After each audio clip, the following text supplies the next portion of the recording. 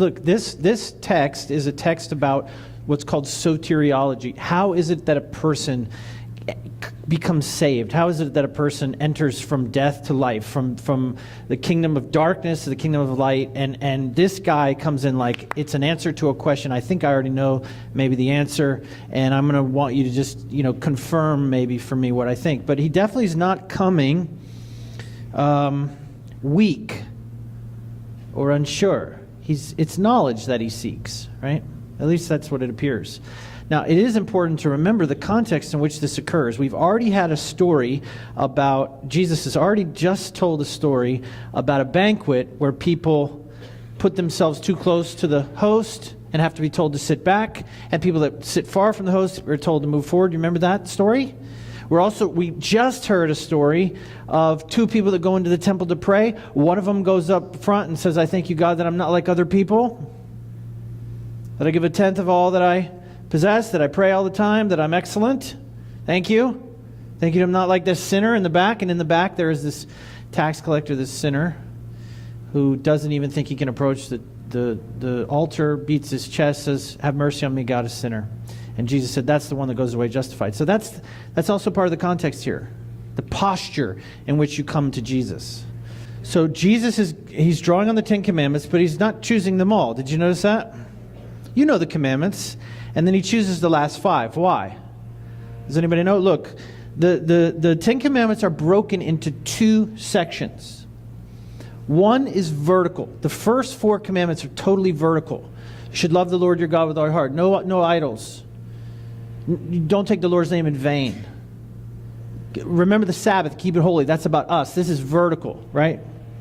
The second half of the 10 Commandments is horizontal. It's about our relationships with each other.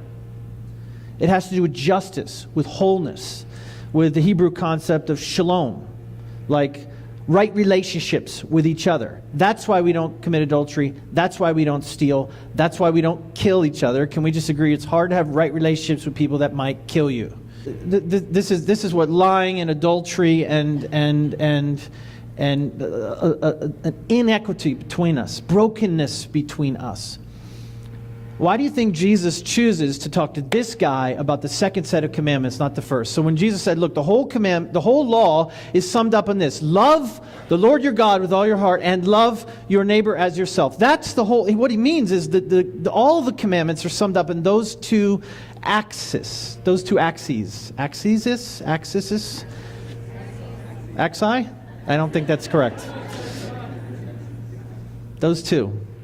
But he only brings up the second set. Now you tell me, do we think that he brought up the second set because those are the ones the guy has always kept his whole life?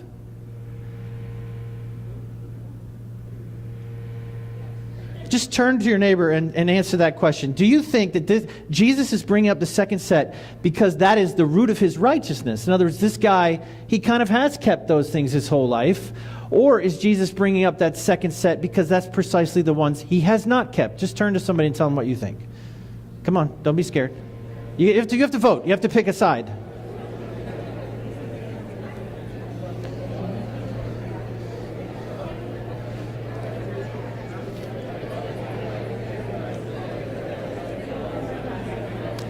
All right, let's see. Let's do consensus here.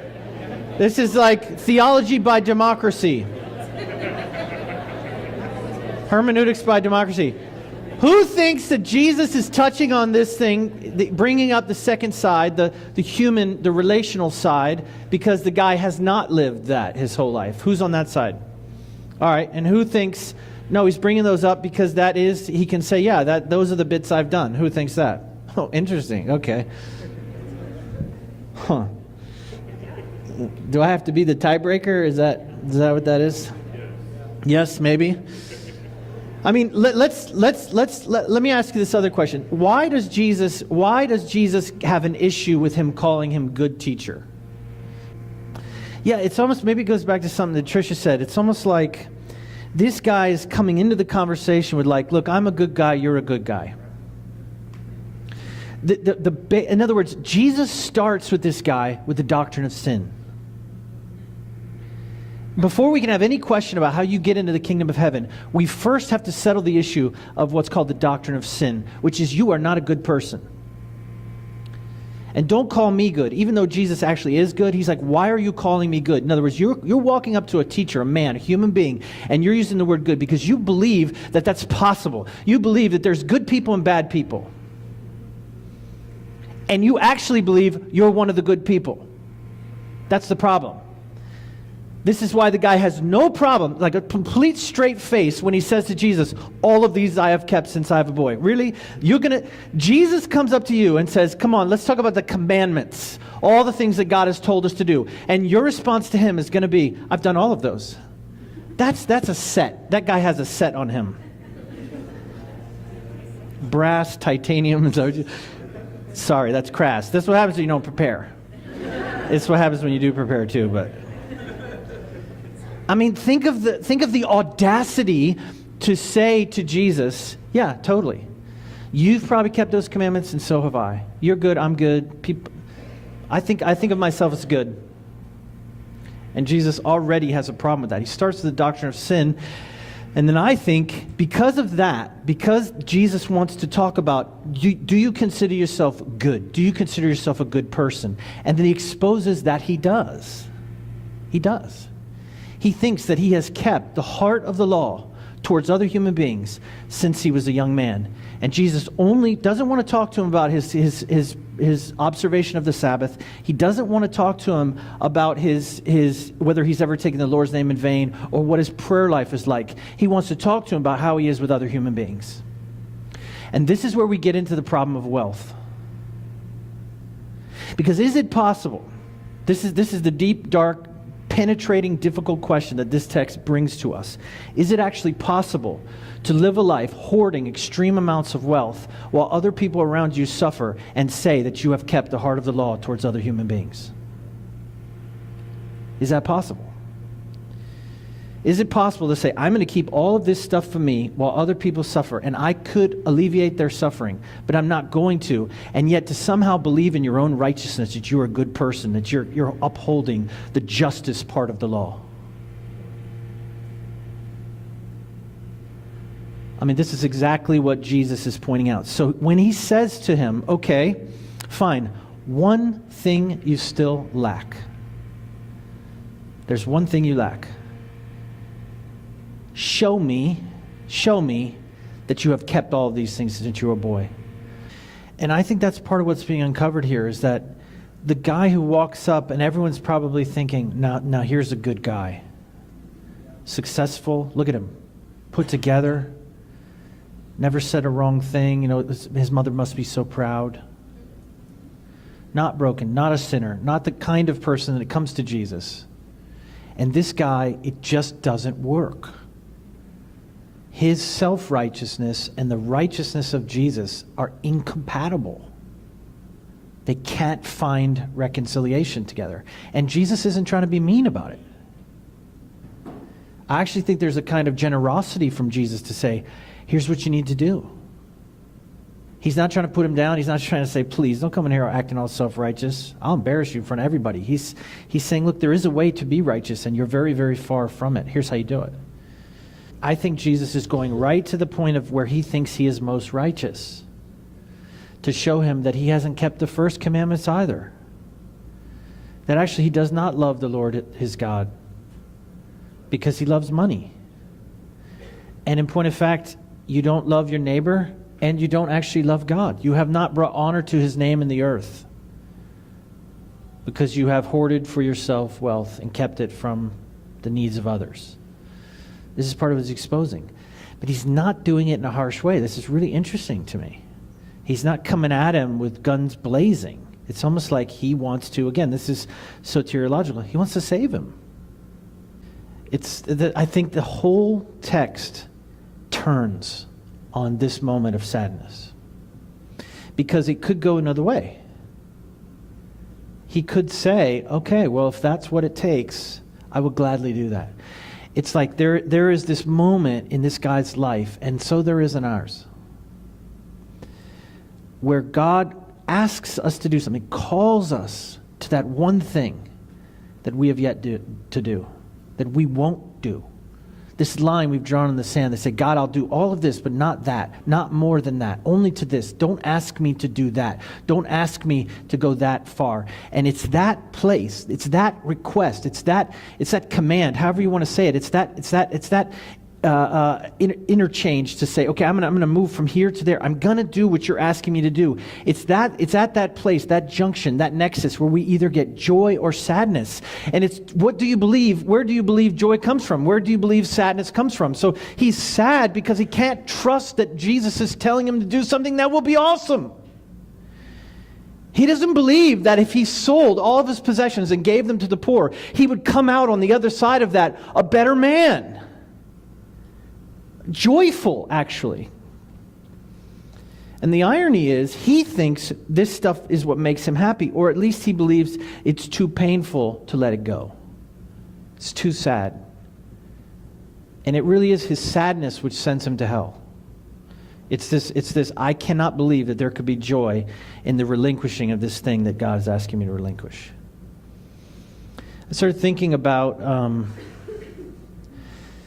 because people are starting to knock on our door. They're starting to come to us from around the country, around the world really, and say, okay, tell us how we can do something similar in our city, like a community of missionaries, and maybe like a different sort of structure, which is a church structure, which is about empowerment or whatever. It's interesting. So people come to us. So Jeremy, Stacy, some of us are working on trying to figure out, okay, well, how do we codify who we are, what we've done, what we've learned in these last 10 years, And there are definitely moves to make. There are tactics to be adopted. But I don't know, it's occurring to me recently that before any of that works, before any of that matters, actually, if the people who are coming to us and saying, we want to lead, we want to see something like this happen in our city, if they are not ready to give every single thing they have up, to throw it all away, to put it all on the altar to be burned, it doesn't matter what tactics we give them, they won't see something happen in their city. Like the movement of God and of His Spirit is not possible. You cannot call to yourself radical people if you yourself will not be radical. And yet we have people who, they live comfortable lives and have their, soccer practice and home by 5, and they're lovely people, really, truly. Lovely people. And I just think, I was talking to Jeremy about this, I'm just thinking, Jeremy, it's not going to happen. Because they want radical people. They want people like you who are just ready to throw their life away for the poor, for the needy, on the edges, on the margins. They want a movement of people like that, but they won't be that person.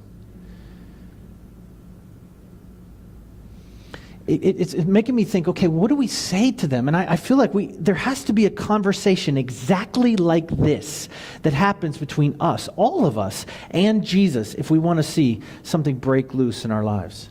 There is that one thing for you. There is that one thing for you. And fine, maybe it isn't actually about money, because there is a camp of people that want to interpret this text and say, we're all supposed to actually give away all our money to the poor. Most Americans can't go there. They can't stomach even the possibility that that's what Jesus is saying. Okay, fine. So then we say, no, Jesus knew this man's heart, and so he was just speaking. He knew that wealth was his idol, and so therefore that's why he put his finger on that button. Fine. If that's what our interpretation is, fine, so be it. Maybe in heaven one day we'll realize that wasn't the correct interpretation. But let's just say for a second it is. Fine. Then what is that for you? You tell me. If you cannot articulate what it is for you, that thing which God put His finger on and said, this one thing you lack, do you know what that is? And can you point to it in your life which says, this doesn't make any sense to anyone I know? Look, if you have not upset your parents or your like sensible friends ever in your life, there's something missing. You're just like this guy. There's got to be something in your life that God has put His finger on that you have no explanation for why you do it other than to obey Him. Maybe it's taking in, I don't know. Oh God, it came back on. That's my one thing. That's easy. I mean, I think about the story of my own life, the course of my own life. I think about, I don't know, choosing to move into the poorest, highest crime neighborhood in Tampa when we first moved to Tampa. I think about choosing to live with other people in community, to not just have my own space, but to open up my life to other people. And that's how I've lived for 25 years. I think about our choice to go and live among the very poor in the Philippines before the underground was born. I think about taking kids into our home, being foster parents. I think about taking elderly into our home for years, just someone poor and old and dying who needed a place. And it's like louder and louder. It is like a death ray. Does someone want to help me? Elisa, look at that. Thank you, Elisa. It's like it's vengeful. It's like you turned me off and now I'm going to make you pay. There it is. Thank you. I can't believe that wasn't bothering you at all. It was a little bit, okay, to be honest. I mean, what is that thing for you? What can you point to it? And if you say, Brian, I can't. I'm feeling very uncomfortable right now because I can't point to that. Here's the thing. Particularly Westerners, Americans, we have this thing called loss aversion. When we read a text like this, we read it from the eyes of what we lose, what we give up. And it's the wrong way to read it. It's so the wrong way to read it. It's the wrong way to read Jesus. Because when you interact with Jesus and he says, son, daughter, give that up, do you not understand that this is the one that knows you, loves you, made you? If he's saying give it up, what do you trust more than him in this life? Can you not? It's a certain kind of insanity that says, I think that's bad. You're telling me to let it go, and I can't let it go because I can't lose that thing. It means too much to me. And so what we end up doing is we end up trading. There's an exchange happening. Because of our loss aversion, we exchange the presence of Jesus himself in our lives for that thing. Ask yourself, whatever it is, maybe it's where you live. You say, look, I'll be generous, I'll help people, I'll do stuff, but I never want to live in another country. I'm saying maybe even today, God's going to say, you need to open up your heart and your mind to that possibility. That you're actually supposed to live in Turkey. Or Iran. I mean, if all of our hearts don't say at some level, okay, Lord, if that's what you want, you got it. Because I know that that's where joy is for me. Because that's where the presence of Jesus would be. We have, I don't know if you know this or not, some of you wouldn't because you're excellent drivers, but in this country, if you have a driving violation, they give you points. Are you aware of that? You get points on your license. So the problem is, we as Americans, we like the idea of accumulating things. We like the idea of like getting points. So that doesn't work for us. It's like getting points is almost like a good thing. Like, how many points do you have? I have 10. Well, I have 15. I'm this close to being suspended. Yeah. That doesn't work on us. Interestingly, if you look at a country like Italy does the opposite. They give you points and they deduct points. And that actually has a higher success rate in terms of the psychology of it because people don't want to lose points. Do you understand? Those are my points. Oh no, loss aversion. I don't want to lose my points. These are my points. But we have the opposite problem. We're sort of proud. My son is so proud how many points he has. Like, I got more points, I'm winning. Look at all these points I have. I have more points than you. There's something in our psyche that we don't want to let go of what we think we have. And yet the kingdom comes through letting go. Jesus, the presence of Jesus comes in the letting go. I think there's so much wrong with this guy's life, his spiritual life, that Jesus has to prescribe this extreme, like a whole life cleanse, right? It's like you got to just sell it all, dude, and then come follow me. And he's sad because he won't won't make that exchange. And we don't realize that in our lives, these exchanges are offered to us all the time.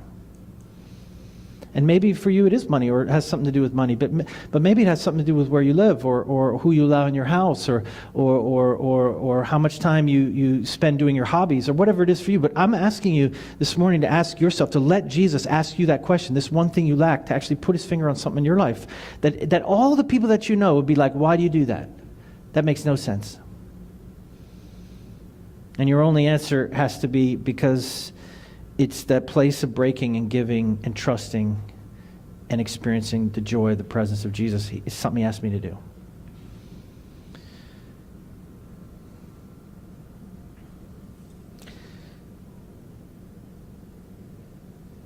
Who then can be saved? That's the question that's being asked. It's soteriology. So then who can be saved?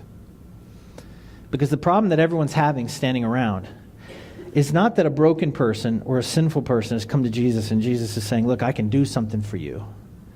Everyone gets that. It's that somebody good, the best we have, the best representative of humanity has walked up to Jesus. He's good at everything he does. He's probably handsome. He's got everything together. And if Jesus is like, this dude has to give it all up, then they're asking, then who? Who of us? We're just regular people. Who of us can be saved at all? And then of course, he says this thing, what's impossible with man is possible with God.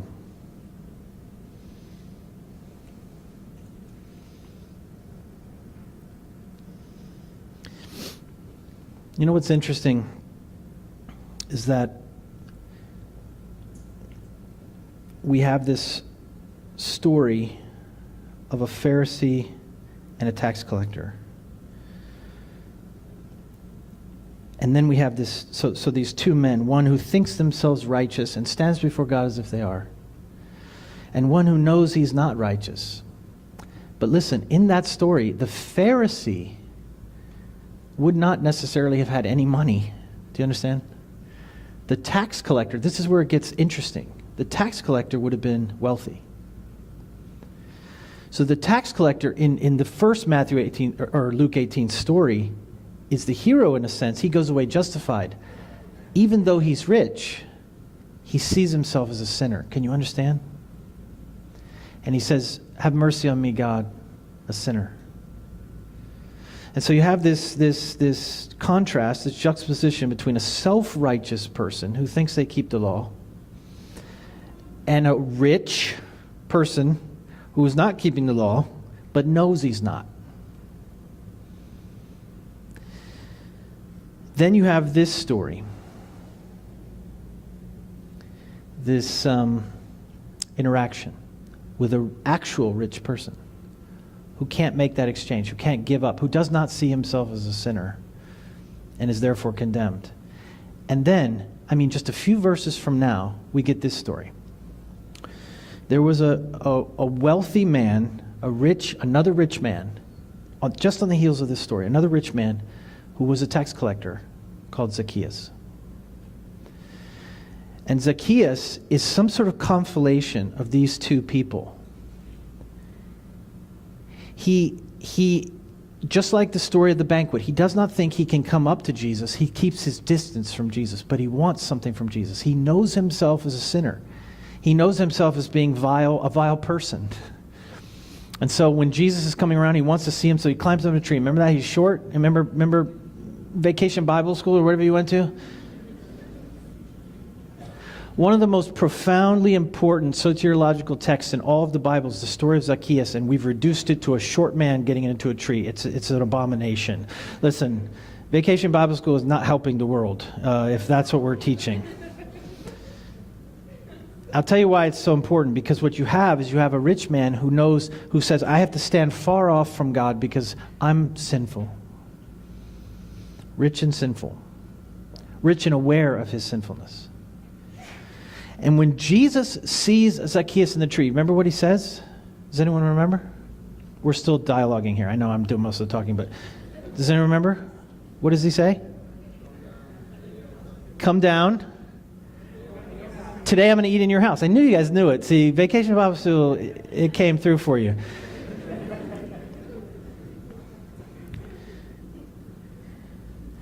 This first story, is about this man coming to Jesus. What do I have to do? He puts himself forward. He's the Pharisee in the temple story. I thank you that I'm not like other people. I thank you that I do this and I do that. I think I'm not like this tax collector, this sinner. And Jesus said, yeah, but what about your wealth? What about that idol? And then you have this other rich man, Zacchaeus, who sees himself as the broken one. And he hides from Jesus and he steps back, and Jesus comes to him. Jesus calls to him. Jesus invites him. Jesus says, I want to come into your life. I want to come into your house. Jesus offers this broken, yes, wealthy, also unjust, very unjust, more probably than the rich young ruler. He offers him relationship. And because he does that, because Jesus says, I want to eat with you, I want to know you, I want to live. And of course, we're talking about first century Palestine, where the offer to eat with someone means I want to be your friend for life. It's not just have you over for dinner. This is about, I want you to welcome me into your home, which means we are like family from here on. And what does Zacchaeus do? The second that Jesus enters into his life, the presence of Jesus into his life, the incarnation of Jesus into his brokenness, into his flawed, unjust choices, what happens to Zacchaeus? This is what he says. This is what he says voluntarily, without even being asked. Zacchaeus says, Lord, I'm going to give away half of all that I have to the poor. That's the first thing he says.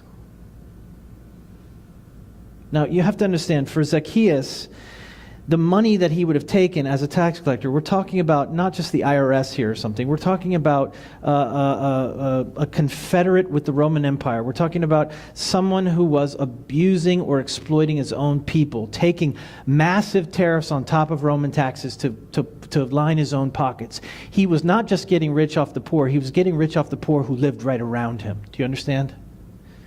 His wealth would have been a direct offense to the people who lived around him, because they would have known as his wealth grew, it came out of our pockets. Do you understand? And so the first thing that happens in the heart of Zacchaeus, this rich man, when he's offered the presence of Jesus in joy, is to say, I'm just going to give away half of it. And of course what he means is back to the people from whom I stole it. And then he says this, and whoever I've cheated, because he knows he has, whoever I've cheated, I'll give 4 times what I took. 4 times what I took. Well, that's soteriology writ large. That is the salvation of the kingdom. That's not just about one sinner being saved. That's about the world being changed. That's about justice entering into this broken, dark world, because one person of privilege actually entered into a real relationship with Jesus. And you know what Jesus says and what his response is? He says, today, salvation has come to this household. Soteriology. Because this man too is a son of Abraham.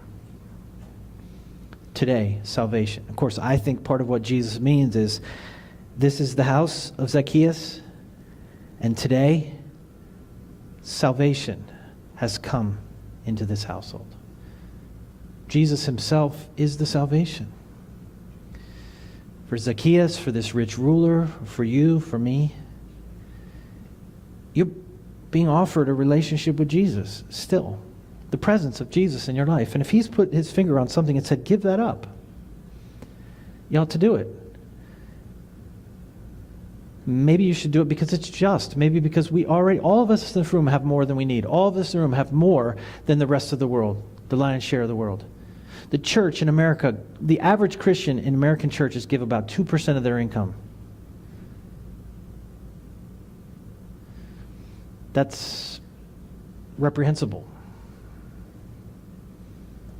We say we care about justice. We don't care about justice. Not if that's how we give. Not if our brothers and sisters all over the world have nothing. Of that money, of that 2% that we give to the church, that American Christians give to the church, about 2% of their income, of that 2%, guess how much of it goes back to us, back to programs and things that serve us? About 95%. So of the 2%, only about 5% actually goes to missional causes or to the poor or to things around the world, or to things even in our own city that serve the poor. We're not a generous people. So lest we think that somehow this thing that Jesus puts his finger on for this rich ruler, well, that doesn't apply to us. Maybe it's something else for us. Don't rush too quickly past that.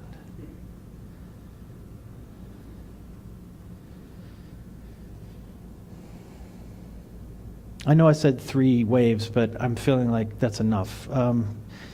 Jason, you want to come up just for a second? I'm going to close. I'm thinking, this is what's on my mind right now. I'm thinking about Exodus 40. This is the